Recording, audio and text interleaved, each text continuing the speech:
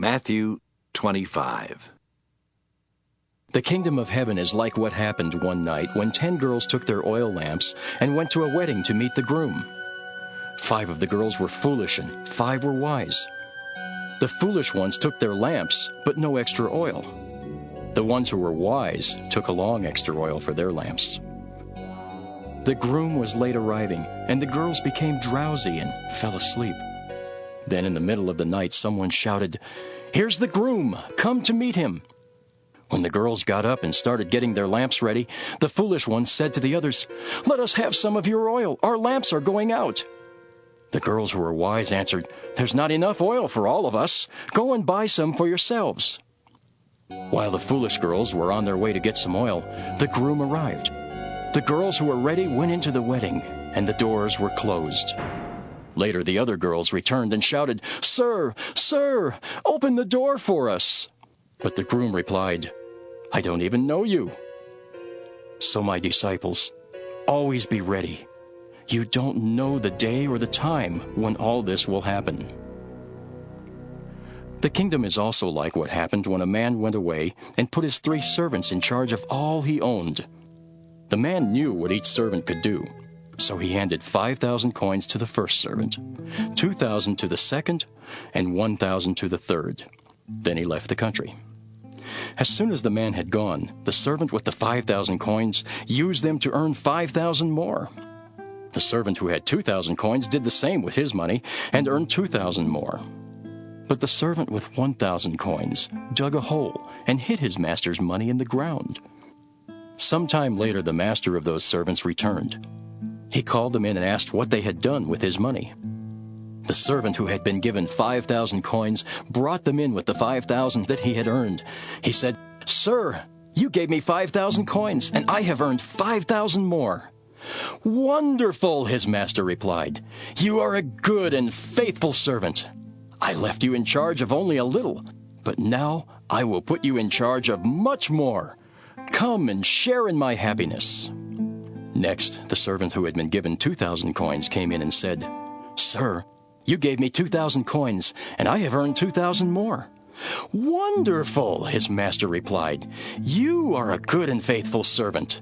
I left you in charge of only a little, but now I will put you in charge of much more. Come and share in my happiness." The servant who had been given 1,000 coins then came in and said, "Sir, I know that you are hard to get along with.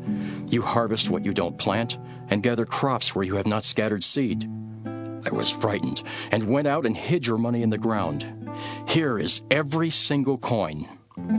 The master of the servant told him, "You are lazy and good for nothing. You know that I harvest what I don't plant and gather crops where I have not scattered seed. You could have at least put my money in the bank so that I could have earned interest on it."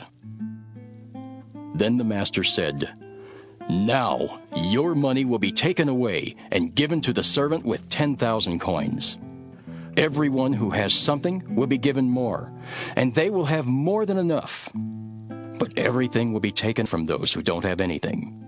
You are a worthless servant, and you will be thrown out into the dark where people will cry and grit their teeth in pain. When the Son of Man comes in his glory with all his angels, he will sit on his royal throne. The people of all nations will be brought before him, and he will separate them as shepherds separate their sheep from their goats. He will place the sheep on his right and the goats on his left. Then the king will say to those on his right, 'My Father has blessed you. Come and receive the kingdom that was prepared for you before the world was created.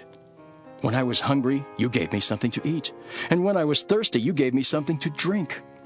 When I was a stranger, you welcomed me, and when I was naked, you gave me clothes to wear.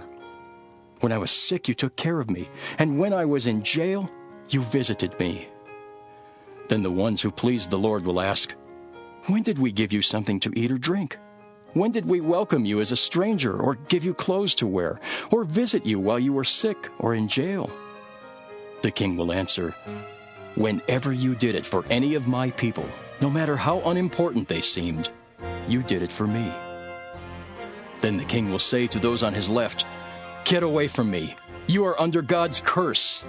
Go into the everlasting fire prepared for the devil and his angels. I was hungry, but you did not give me anything to eat.